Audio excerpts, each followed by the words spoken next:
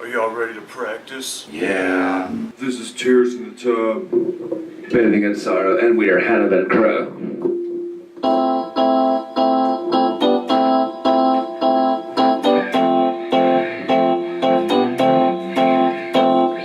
Tears in the tub, I'm bathing in sorrow. I cut my wrist, 'cause I don't wanna see tomorrow. Whoa! I didn't know you had an emo band. We're not emo. We're post-punk industrial dance goth. God! Man, I can't keep up with all that stuff. What are you guys doing anyway? We're Hannah and Crow, and we're working on our goth opera album, Tears in the Tub, Bathing in Sorrow. Kids will love it. That's pretty cool. Kind of like Green Day or My Chemical Romance. We're not like them. That was ages ago. Those albums were pretty goth, though. It knew my pain. Every bit of it. You know, it's been 13 years since Green Day dropped American Idiot. And you know what? It was pretty badass. Green Day is awesome, and they helped rush in a new wave of some pretty decent punk in the 90s. Green Day ain't punk, bitch! I'm a real punk rocker. I know what real punk is, and that shit ain't it. Then what is punk? Anything that ain't Green Day, bitch! Yeah, this is an argument I've heard time and time again. And call it what you will, it's still punk to me. Now, throughout the 90s, Green Day put out some pretty awesome albums, and I liked them all, but in 2000 they put out Warning, which I didn't get into all that much at the time. But after hearing it as I got older, I actually loved the hell out of it. What do you guys think? How the hell did you change your makeup so quick? Goth magic. Right. What'd you guys think of Warning? It really grew on me over the years. Me too. Each song was them trying something new. And it really challenged my brain about what they can really be as a band. Well, I really liked it. It's my favorite Green Day album. Well, the years started going by and we didn't hear from Green Day for a while, until word about an epic punk rock opera began to surface. Funny thing is, American Idiot was almost an entirely different album. Yeah, they recorded a bunch of polka jams, salsa songs, and a bunch of dirty Christmas songs. Cigarettes and Valentines was the original title of the album until the master tapes got stolen. So after the masters went missing, they asked producer Rob Cavallo what to do. And he asked them if the music on the tapes were the best thing they'd ever done. And the band said, nope, start over. So they reworked everything from scratch and dropped American Idiot in September of 2004. And oh my god, this release was huge. If anyone had thought Green Day had fallen off the map with their last couple of albums, American Idiot shot them up to superstardom overnight. You couldn't go anywhere without seeing someone wearing a heart-shaped hand grenade t-shirt. Our local Hot Topic even dedicated an entire wall to American Idiot merchandise, right next to all the Nightmare Before Christmas stuff. Now, it did have its detractors too. Some people thought it was just overblown, pretentious garbage. Some people just wanted Dookie too, and others were still saying, Green Day isn't punk, bitch! But that doesn't matter. What matters most is if the music is good. 13 years later, how does it hold up? This is Green Day, American Idiot. Don't wanna be an American idiot. We begin with the title track, and it sounds pretty much like standard Green Day. A fun riff, driving beat, lots of energy, but with lyrics describing the paranoid and media control world within the rock opera and our real day-to-day lives during the Bush era. And it still holds relevance in our world today. It was a smart move to put American Idiot at the very beginning. because it sets the stage within the first second of music, grabbing the listener's ear, screaming in your face, telling you we're about to go for one hell of a ride. This is like the opening credits to a bigger story that's about to unfold.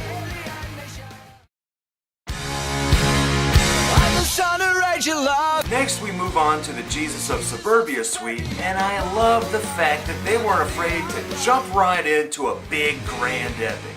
It's like an overture of 5 different punk movements, and damn, it blows me away. Each movement is so good, bringing in heavier and softer moments. Normally, bands that aren't experienced with big songs like this usually fail pretty massively, but they make this one work epically. Each piece is memorable and takes you to different places mentally. But the last piece tells of another broken home. It is such a gigantic movement. Tales from another broken.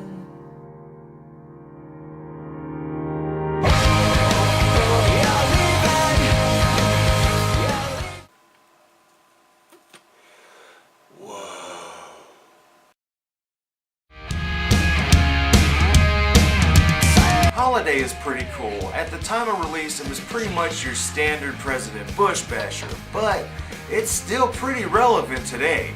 Mishandling conflicts overseas, and eventually the government becoming so big that anyone who doesn't follow will be killed. Rocking riffs, sing-along songs, shouting. Holiday's another great Green Day song. Well, yeah, everything about this song is great. The way it rolls into Boulevard of Broken Dreams is so phenomenal. Which brings us to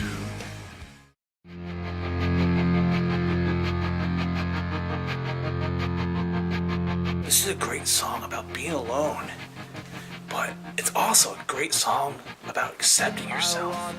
This song is amazing, but when you hear it in cell phone commercials and on the radio every 4 hours, it just kind of becomes very bland, like my soul. It definitely has been overplayed throughout the years, but the outro makes it worth listening to all the way through every time.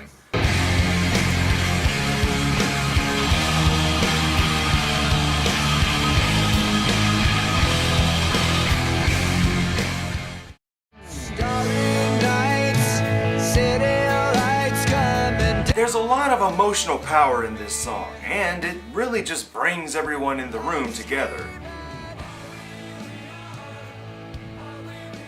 We Are the Waiting keeps it slow. When it rolls into St. Jimmy, hold on to your balls. St. Jimmy's coming down across the alleyway. Up on the boulevard. Now I really like how this album kinda just keeps the story vague. Is St. Jimmy the antagonist? Is he the rebellious split personality of Jesus? Who cares? This song is freaking awesome.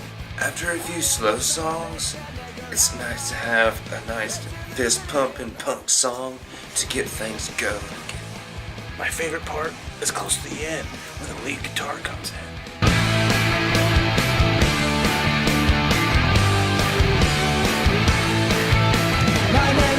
and those harmonies. Oh my God, this is just amazing. Welcome to the club and give me some pride. I'm the resident leader of the lost and found. Let's go. Give me Novocaine. I do get a little bored with this one. It's not a bad song, and I really do like the dreary lead guitar line. I don't know, maybe it's just too structured. It's a song about drug addiction, and Jimmy gets Jesus hooked on drugs. Really? That's awesome! Drugs are bad, kids. You shouldn't do them. She's a rebel. She's a saint. She's the salt of the earth and she's dangerous. This is a great punk song that introduces the love interest. What's her name? She's against social norms, she speaks against authority, and she's dangerous. It's really short and fun. I guess you can say Jesus is just running around, doing drugs, getting in trouble, and just getting down.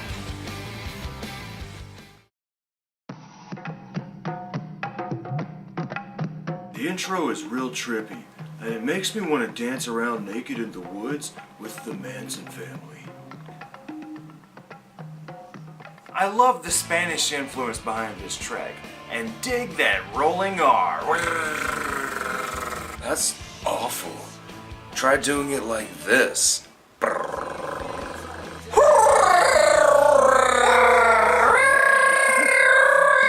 Okay, what, man? I suck at tongue things. He's so stupid. He can't do it. You do it. Nobody likes you. Everyone left you. They're all out without you. First thing, I love that hook. It's not over till you run to ground. It's not over. Here, you kind of get the feeling that St. Jimmy is the more rebellious mask that Jesus of Suburbia wears with this line. Yeah, no, the Jesus of Suburbia. That Saint Jimmy is a favorite of your father's rage and your mother's love. Let It Bomb rocks hard, fun riffs, great energy, and the intro's really cool.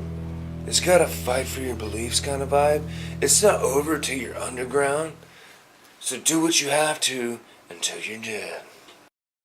Like my father's come to pass 7 years. This is about when Billy Joe Armstrong's dad died. It's very sweet. It's very strong. And I like it a lot. It's probably one of the saddest moments on the entire album, and it's beautiful. It's one that's overplayed a lot, but it has every right to be. My heart is beating from me. I am standing. Now we run into the second big epic suite, and it's damn good. The Death of St. Jimmy movement is about him overcoming his dark side. Jimmy died today. He blew his brains out into the bay. The second movement, East 12th Street, is about Jesus hitting rehab or something. Jesus filling out paperwork now at the facility on East 12th Street. He's not listening. And I love the somebody get me out of here moment. Somebody get me out of here. Everybody get me out of here. Part 3, Nobody Likes You, is a masterful reprise of the intro to Let Her Bomb. I fell asleep while watching my TV. After 10 comes the coffee. Rock and Roll Girlfriend is the fourth movement. It's so great. It has so much attitude and the lyrics are amazing. I got a rock and roll band. I got a rock and roll life. I got a rock and roll girlfriend and another ex-wife. The final movement is We're Coming Home Again, and it brings the suite to a close on another epic high. And it ends everything with another reprise of Nobody Likes You. Now I really feel like the album should be over at this point, but there's one more song left. I made a point to burn all of the photographs. This is a good song that's kind of like an epilogue. Jesus pondering where what's-her-name is in life. And to me it kind of ruins what would be an amazing finish to an amazing album. I agree. After an epic like Homecoming, this comes off kind of weak. The songs after the first suite earlier felt like they were where they needed to be. This song felt like it could be left off the album. And I wasn't even gonna bring this up because the whole Boulevard of Broken Dreams sounds like Oasis thing has been done to death. But this sounds an awful lot like the Wallflowers. I made a point to burn all of the photographs. She went away and then so long ago I don't remember when.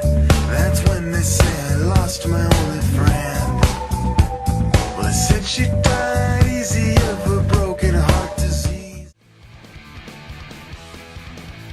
American Idiot is a triumph. It's an album that could have easily failed in a time when people were just starting to not care about the full album experience.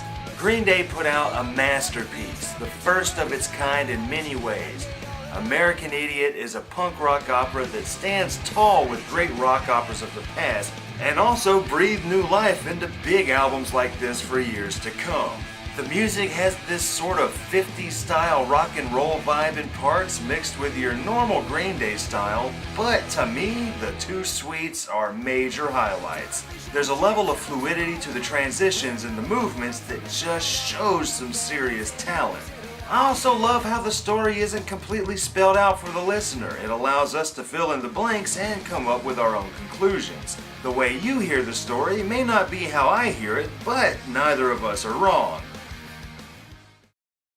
Green Day's American Idiot is a true classic and totally deserves the amount of praise that it gets. Now close us out with an emo song, y'all. We're not emo.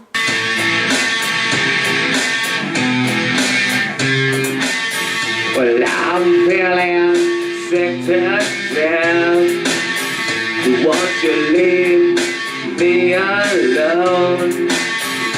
All this time that we've been through, I really don't give a fuck what you do.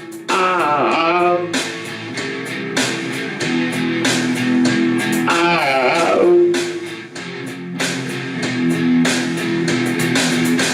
I lay here on the floor and I'm getting so goddamn bored. I'm alone, alone.